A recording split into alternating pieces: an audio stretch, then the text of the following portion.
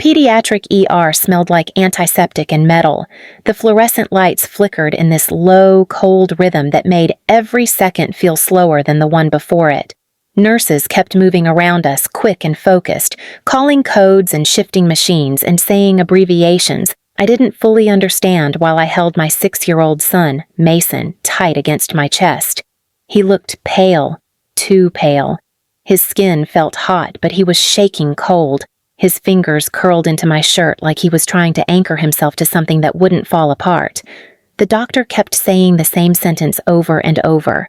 He needs blood urgently. I called my parents because I thought that's what normal people did in moments like this. I still had this stupid part of me that believed parents panic when a child is in danger. I still believed somewhere, in some hidden layer of them, they cared about something outside of my brother's existence. They walked into the ER 40 minutes later like they were annoyed to even be there. My mom had perfect eyeliner and my dad had on this ridiculous gold watch he always wore when he wanted to look like a respectable father.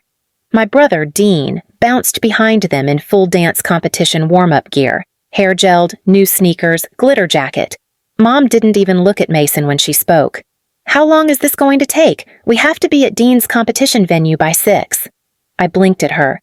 "He needs blood. The doctor said O negative. You two are the only matches available immediately. They don't have enough in stock today."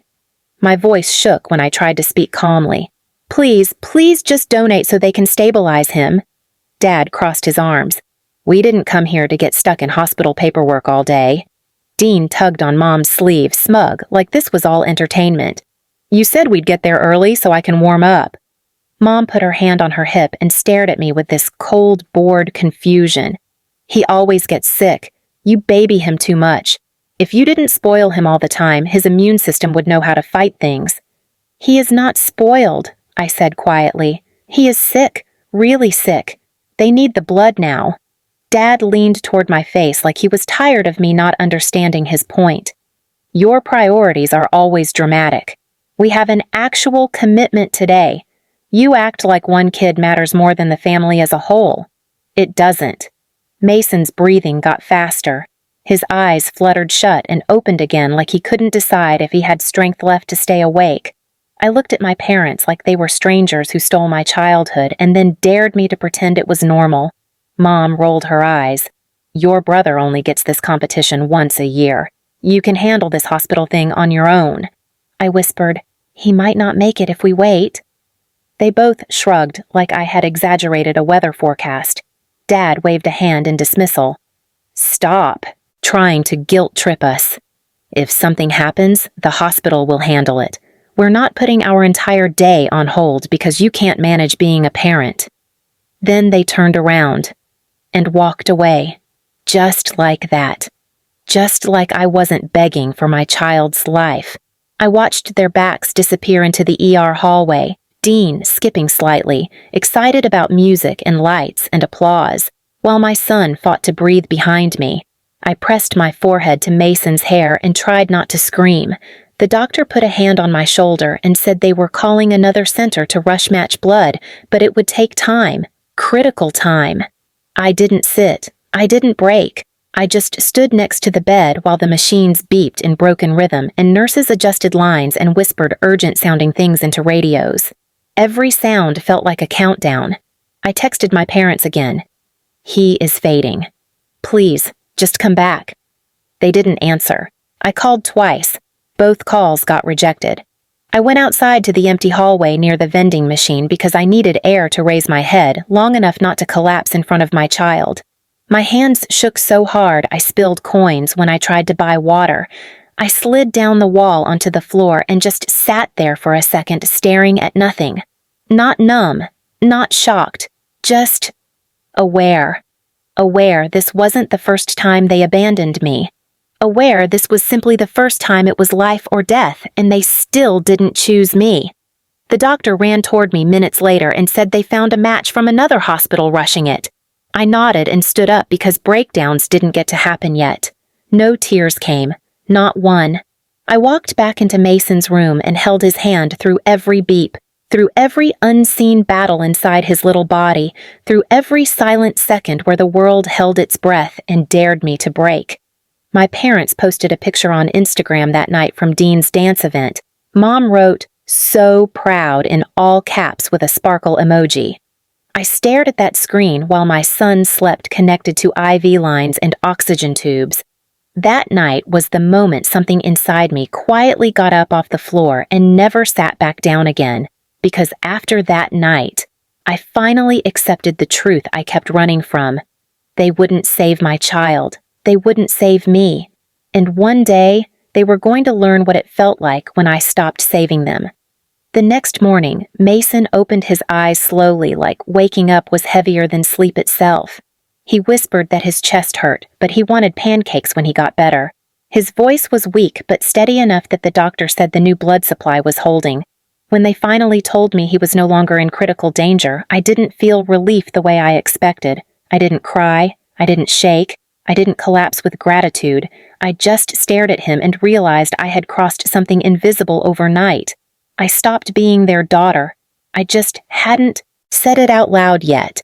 A nurse came in to adjust the monitor and gently asked if there were grandparents she should call for support. I said no, and the word tasted final. Just 2 letters, but it felt like cutting a rope. When Mason slept again, I stepped outside into the hallway and sat on the same bench where I begged for them the night before. But this time I wasn't begging for anything. I scrolled through their Instagram pictures again, one after another, Dean posing like a prince while they cheered for him like he was the only life they ever valued. I zoomed in on Mom's face. There was no guilt, no worry, no tension. It wasn't that they forgot me, they chose not to care. The nurse returned with paperwork, explaining insurance, follow-up tests, future transfusions, precautions. I signed every form with both hands steady. There was no question anymore of what they could or would contribute. Nothing. I looked at their numbers in my contacts and felt disgust like it was foreign poison in my phone.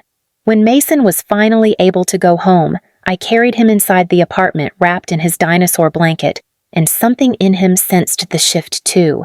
He didn't ask for them again, not once, not even softly, not even accidentally. 2 months passed. Mason improved. Slowly, carefully, step by step. I rearranged my entire work schedule to match his appointments. I sold jewelry just to buy better vitamins. I slept on the couch when he needed the bed to be propped a certain way. Nobody helped. Nobody offered. Nobody asked.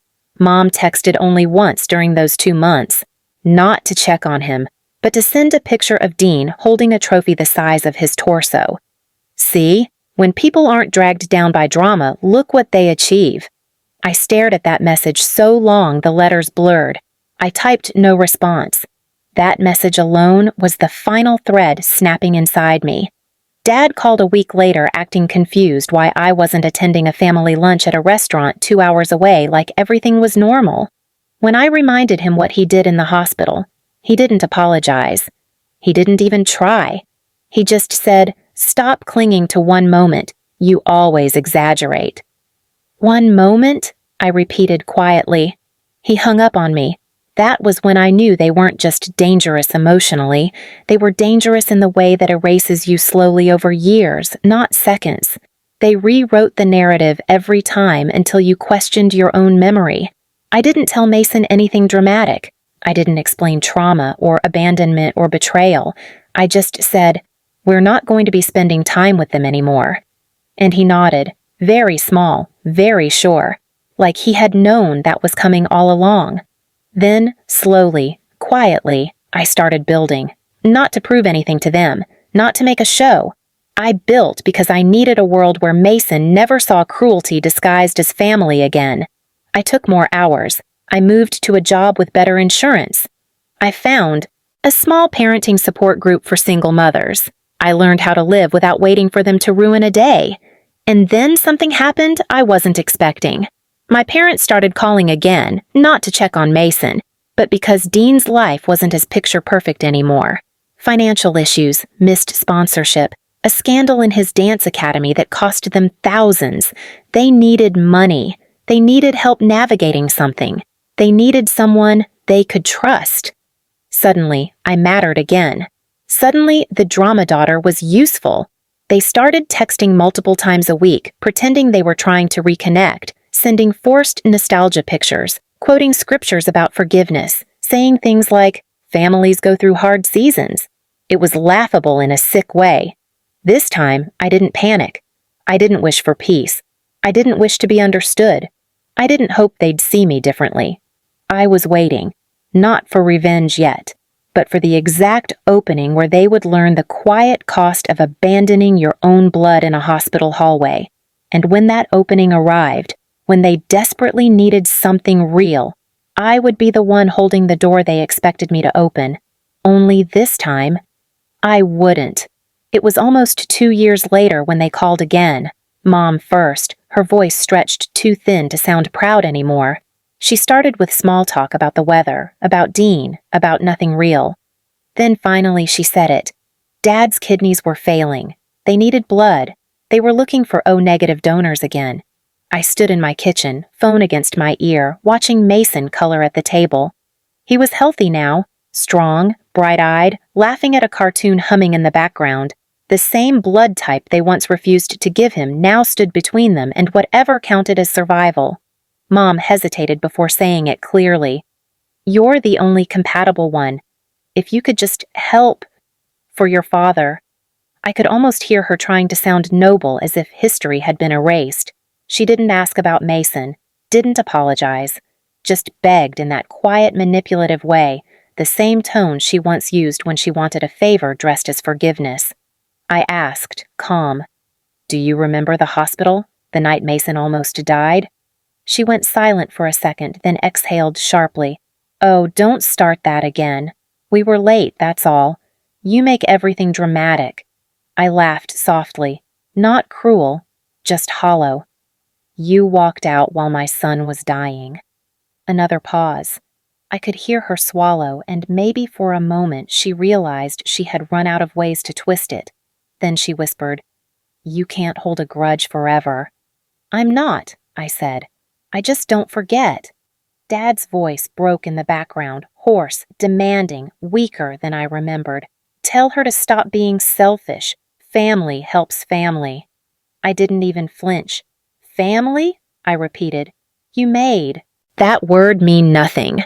He muttered something about me being ungrateful, that I owed him my existence. I ended the call mid-sentence. No screaming, no dramatic goodbye. Just a click and silence. They called for weeks. Then they switched to texts, then to voicemails. Mom crying, Dad begging, Dean saying, "Please, it's serious." I didn't block them. I just didn't answer. The silence was the same kind they once gave me when I begged them to save my child. Mason's next birthday came quietly. He blew out his candles and hugged me tight. I watched him laugh and realized this warmth, this peace, was what they could never understand. Love without leverage. Care without conditions. Months later, Dean messaged that Dad's condition worsened.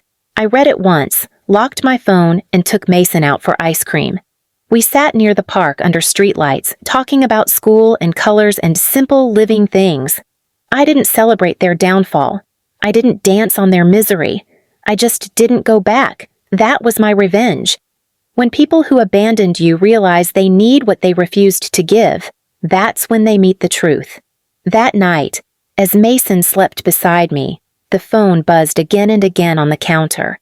I let it ring until it stopped. They taught me that blood didn't make family. So when they needed mine, I stayed quiet. Please subscribe to our channel and tell us in comments from where are you watching this video.